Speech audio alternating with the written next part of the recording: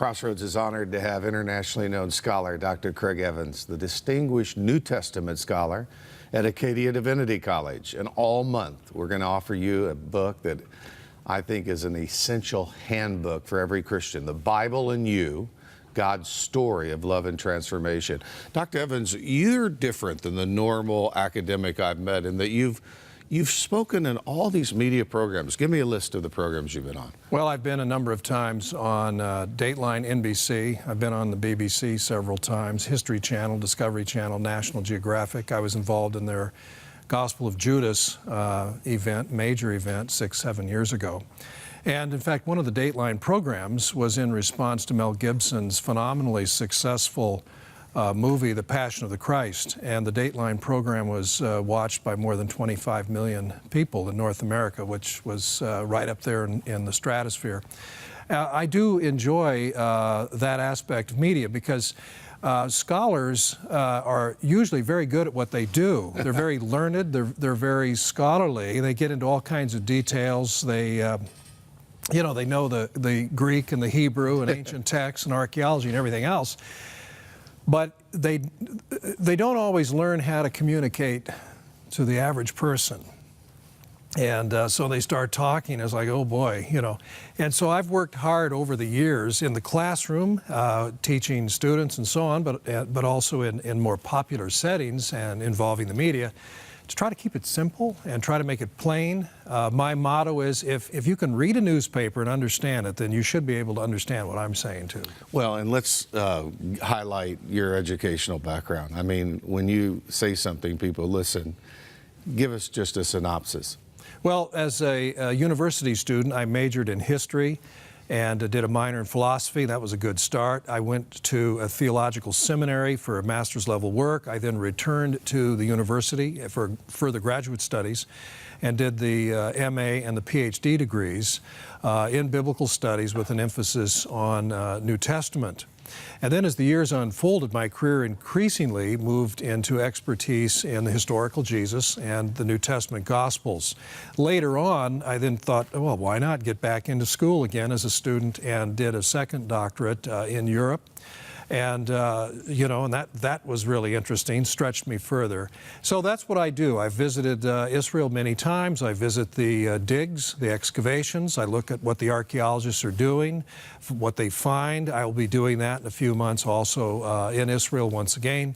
I've been to Greece. I've been to the museums. I've looked at the digs. I've looked at the inscriptions and all the rest of that. And that's what you have to do. If you're going to become an expert in this field and an expert in the world of Jesus, where he lived, where he taught his disciples, you really need to go visit that world. You need to become familiar with the things they looked at, the old scrolls they studied. That's why I'm very much into the Dead Sea Scrolls, these ancient writings from Jesus' time. There's a lot of work, a lot of languages, a lot of things to do. But at the end of the day, hopefully it can be communicated in a way that the average person sitting in a church pew, walking the streets, can understand what's being said. And so that's what you have to do. A lot of expertise on the one hand, and yet at the same time learn how to communicate it clearly. Now we're excited at Crossroads because you have released a book under Crossroads label, The Bible and You, God's Story of Love and Transformation. First time you've done a book with us at Crossroads. Tell us about the book, just synoptically. Well, the book was something I wanted to write for a long time, and Crossroads gave me that opportunity. I'm very concerned about the very high level of biblical illiteracy. People in our world today just don't know the Bible. They don't know the Bible's story. And I'm not just talking about people outside the church. I'm talking about people inside the church too. They need to get back into the Bible and find out what it says. I hear things from people that tell me, they don't know what the Bible story really is. They don't even know what the Bible is. They don't even know what that book is. And so I wanted to take them by the hand, guide them through it, and say, you know what, this is what the Bible is, and it has a wonderful story. You need to know it. It really is a story about how God loves us. He made a world that was perfect for us to live in. And everywhere we look, we see God's handiwork. We see His love for us. You need to know this story, which comes to a great climax in God's own Son, through whom God worked amazing things 2,000 years ago, raised him from the dead, and we have, because of that, hope for life. And I want people to hear that. And I'm glad Crossroads gave me the chance to do that. This is a book really for every Christian, because you've done about 500 different published works, journals. I mean, give us the list. The uniqueness of this one is that you're taking these tough concepts and these, what a lot of people spend years in the theological classroom to learn, and you're making it understandable. And that's why I want to encourage everyone to get this book. Now, how many journals, books, articles, what is it, 500? Yeah, you're right. Actually, I have more than 500 scholarly publications, more than 60 books, actually.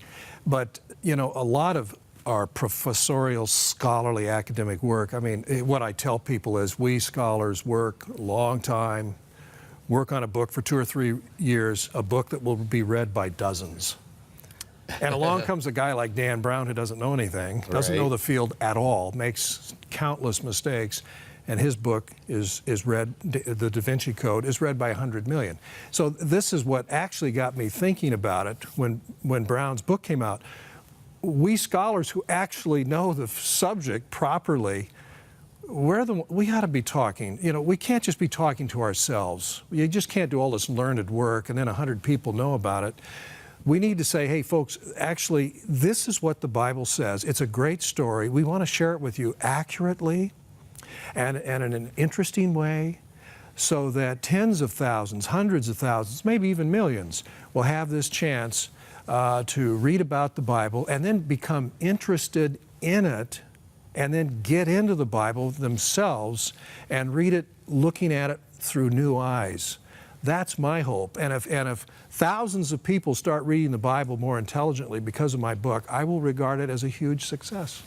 Now, you also, I've been in the theological classroom with you. We've got to honk the horn of our alma mater, Acadia University Divinity College.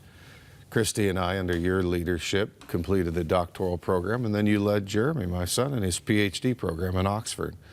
So we've seen you up close. I mean, we look at you and Jenny literally like family.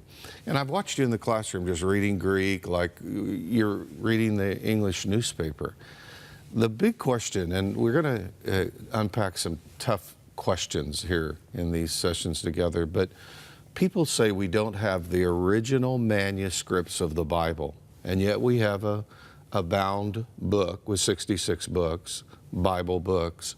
What about original manuscripts, and could there have been any contamination from the original manuscripts to the most ancient manuscripts we have?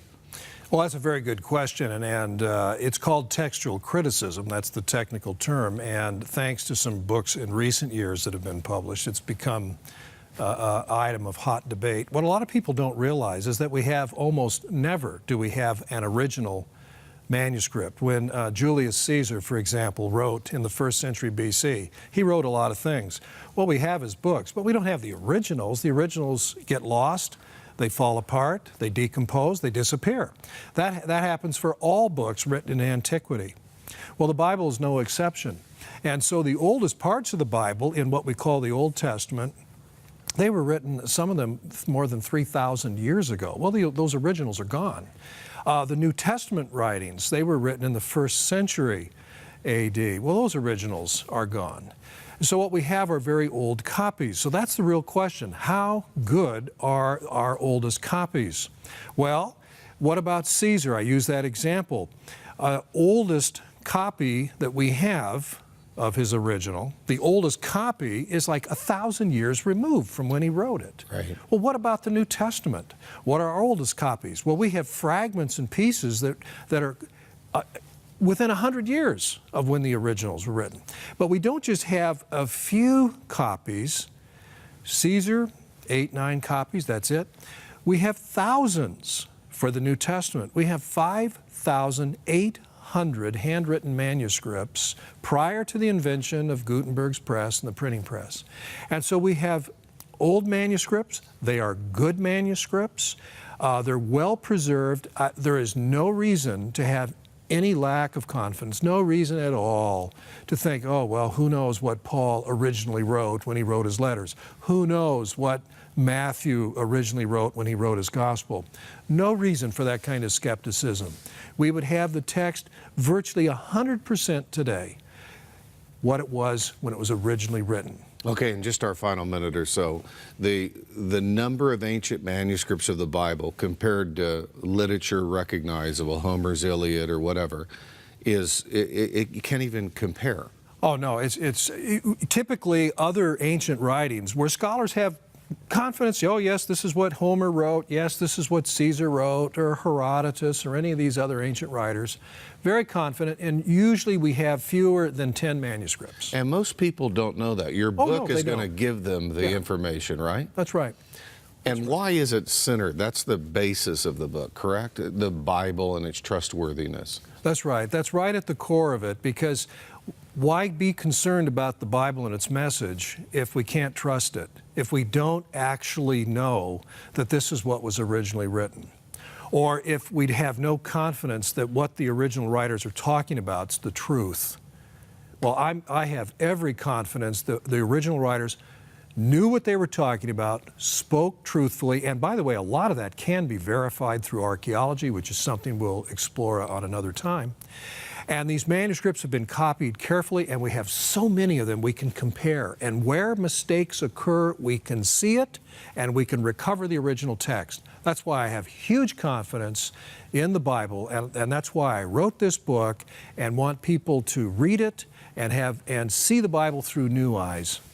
Dr. Craig Evans, the book is entitled The Bible and You, God's Story of Love and Transformation. It's available for your gift to Crossroads. And I want to tell you, it will answer all the questions your skeptic friends have. Be sure to get the book today.